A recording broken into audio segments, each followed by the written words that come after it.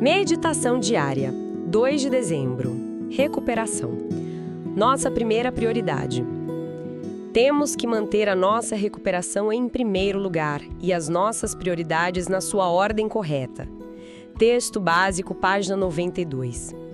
Antes de chegarmos a NA, tínhamos várias desculpas para justificar o nosso uso de drogas. Ele gritou comigo. Ela disse isto. Meu companheiro me deixou.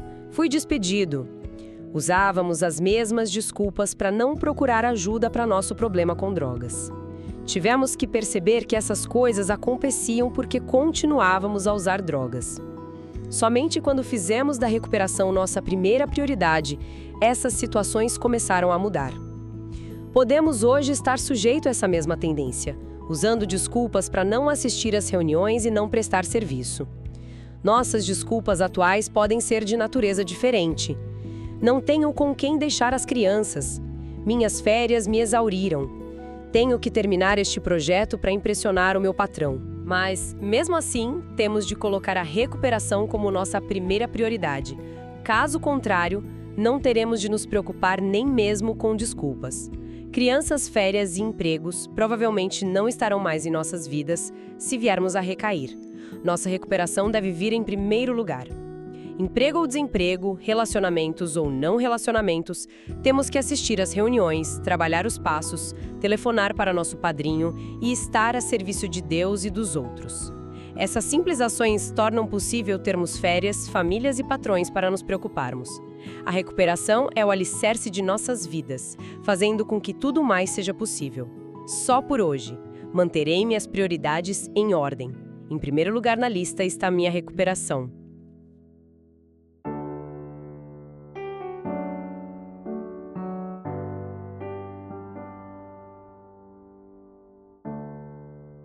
Essa meditação não faz rodeios, né? Ela vai direto ao ponto. Direto ao ponto. A recuperação precisa ser a prioridade número 1. Ponto. Mas, sabe, pensando aqui, essa ideia de colocar em primeiro lugar pode soar como mais uma tarefa, mais uma pressão. Sim, entendo. Para quem já se sente, esmagado pela vida, parece quase um ato de força, de vontade. E a gente sabe que só força de vontade não costuma dar muito certo. Não mesmo. E essa é a sacada genial por trás do programa. O que parece ser um ato de força, na verdade é o maior ato de rendição que existe. De rendição? Como assim? Pensa bem. Essa ideia se conecta diretamente com a essência do primeiro passo, né? Que é admitir a impotência. Admitir que a vida ficou incontrolável. Certo. Então, colocar a recuperação em primeiro lugar não é sobre ter mais força de vontade. É a aceitação diária, na prática, de que a sua própria vontade te levou para o fundo do poço. Você não está escolhendo ser forte. Você está finalmente admitindo que não tem o controle e que precisa de ajuda acima de tudo. É uma mudança de paradigma, sabe? A prioridade não é um peso, é a sua boia salva-vidas. É a sua boia, faz todo sentido. É uma rendição contínua, não uma batalha de força. Exato. E a meditação fala muito do que impede isso, as desculpas. As antigas eram para justificar o uso de drogas, né? Briguei com meu chefe, meu relacionamento acabou. Clássicas. E as novas, que parecem até mais legítimas, são para não ir a uma reunião, não fazer serviço. Tô cansado, tenho que cuidar dos filhos, o trabalho tá me matando. Como é que uma pessoa que passou a vida inteira operando nesse sistema de culpar as circunstâncias, como ela vira essa chave? Essa é a grande cirurgia espiritual que a recuperação propõe. A adicção é uma doença que se alimenta de ressentimento, da mentalidade de vítima. Sim, o mundo tá sempre errado, né? Sempre. As pessoas são injustas, a vida é dura. A literatura de NA descreve isso com perfeição, quando fala daquele sentimento de se ao menos as pessoas vissem o meu valor, se ao menos o tempo estivesse melhor. A gente ri, mas é exatamente assim. Totalmente. E a ferramenta para desmontar essa visão de mundo é um divisor de águas, o quarto passo. O famoso e temido quarto passo. Para quem está ouvindo e talvez não conheça a fundo, o que ele significa na prática? Porque inventário moral soa como algo saído de um livro de contabilidade da alma. Parece bem intimidador. É uma boa imagem. Mas eu diria que é menos uma auditoria E mais uma arqueologia. Arqueologia, gostei. É o momento em que você para de fazer a lista de como todo mundo te ferrou e, pela primeira vez, faz uma lista brutalmente honesta sobre si. Você vai escavar seus ressentimentos, seus medos, suas condutas. E a pergunta muda. A pergunta-chave muda. Não é o que fizeram comigo, mas sim qual foi o meu papel nisso tudo. É sobre encontrar a sua parte no destroço. E olha, não é para se culpar. Certo, isso é importante. É para se libertar. Porque enquanto a culpa for sempre do outro, você não tem poder para mudar nada. A partir do momento que você encontra a sua parte, por menor que seja, você retoma o controle da sua vida. Entendi. É sobre encontrar a própria agência no meio do caos. Mas, vamos ser sinceros, essa honestidade pode ser bem dolorosa. Muito. E essa mudança de mentalidade, de olhar pra dentro, me parece que só funciona se for colocada em prática, né?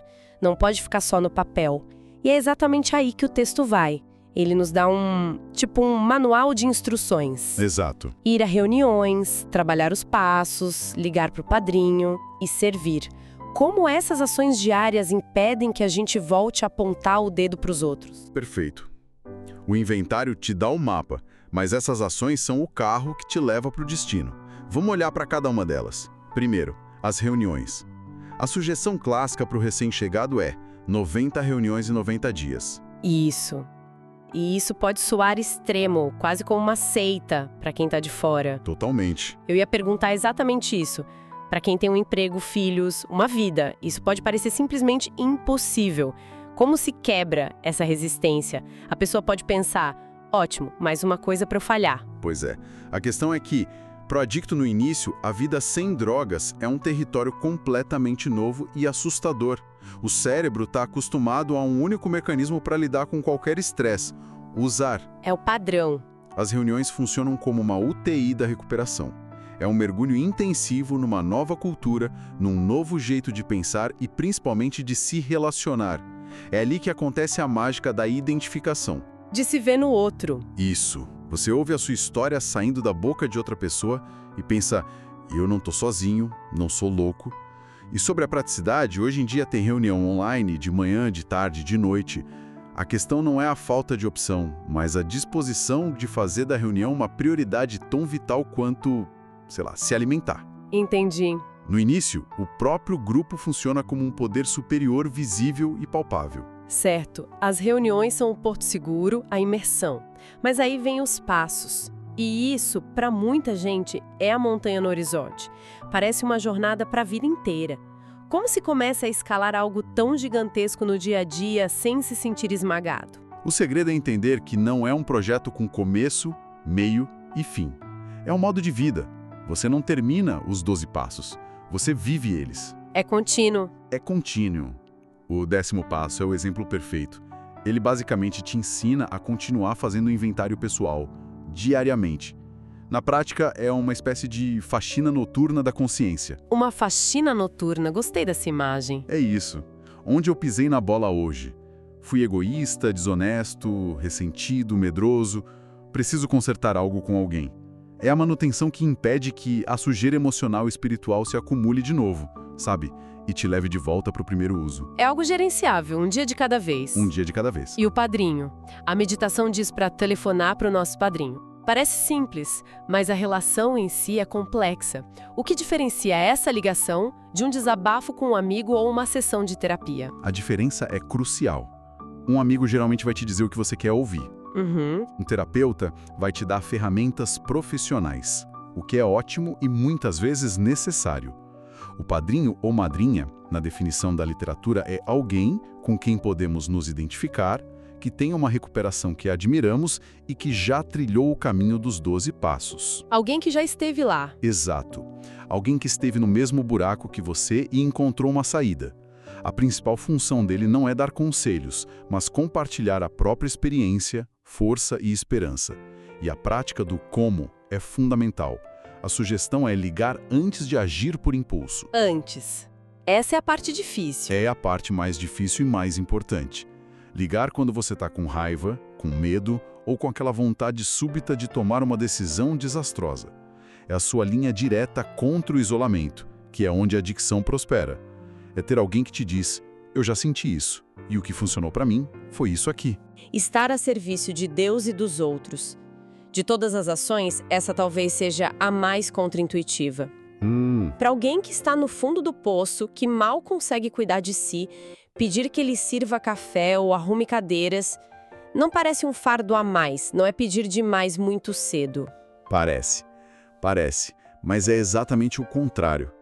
Essa é talvez a ferramenta mais potente contra a autoobsessão, que é o coração da adicção ativa. A autoobsessão? A mente do adicto é um looping infinito de eu, mim, comigo. Meus problemas, minhas dores, minhas injustiças. O serviço, por mais simples que seja, e geralmente começa assim, arrumando a sala, dando as boas-vindas na porta, te força a sair da sua cabeça por alguns minutos. A focar no outro. E focar na necessidade do outro. A literatura explica que o serviço nos ajuda a encontrar valor quando não conseguimos vê-lo em nós mesmos. Ao ajudar o grupo, você se sente parte de algo maior. Ao dar as boas-vindas a um recém-chegado que está ainda mais assustado que você percebe que tem algo a oferecer. É um antídoto para a inutilidade. E para o egoísmo. É a ação que prova que você é necessário. Entendi. É a ação quebrando o ciclo do pensamento egocêntrico. Isso nos leva à metáfora final da meditação, que eu acho lindíssima. A recuperação como o alicerce de nossas vidas. Poderosa. A base que torna todo o resto possível. Família, trabalho, lazer. O que acontece na vida real quando esse alicerce começa a rachar? Como isso se manifesta? Essa imagem é a mais precisa que existe. O despertar espiritual, que é o resultado da prática dessas ações, é a fundação. No começo, o adicto pensa que precisa arrumar um emprego, depois um relacionamento e aí, quem sabe, parar de usar. O programa inverte essa lógica. A base vem primeiro. Primeiro a base. Uma história no texto básico descreve isso de forma perfeita. A pessoa entendeu que, para poder continuar vivo, conseguir trabalho, casa e família, precisava primeiro parar de usar. Uau! Quando a base, que é a prática diária do programa, é negligenciada, a superestrutura que foi construída em cima dela começa a ruir. Não é que a pessoa recai porque o trabalho ficou estressante. Não é tão simples. É que ela parou de ir às reuniões e falar com o padrinho por causa do trabalho estressante. Aí o alicerce rachou. Sem a base, a casa inteira desmorona. A recuperação não é só mais uma coisa na lista de tarefas. É a fundação que sustenta a lista inteira. A frase do dia é: manterei minhas prioridades em ordem. Mas a vida é dinâmica, né? É caótica. As prioridades são constantemente desafiadas por uma crise real, uma demanda urgente no trabalho, um filho doente. Sempre. A reflexão que fica, então, é: como se faz essa reavaliação diária ou até a cada minuto para garantir que a recuperação permaneça no topo da lista, quando a vida parece fazer de tudo para empurrá-la para baixo? O fascinante é que as próprias ferramentas do programa que a gente acabou de discutir são a resposta para essa questão. Não é uma decisão que se toma uma vez e pronto, está gravado em pedra. Não é estático. De jeito nenhum. É um compromisso que se renova continuamente. Essa reavaliação constante acontece através da faxina noturna do 10º passo, através de uma ligação de 5 minutos para o padrinho no meio de um dia caótico. Entendi. Através da oração e meditação do 11º passo, pedindo simplesmente conhecimento da vontade de um poder superior para nós e forças para realizar essa vontade. O programa não te tira do caos da vida. Ele te dá as ferramentas para navegar no caos sem precisar de uma droga.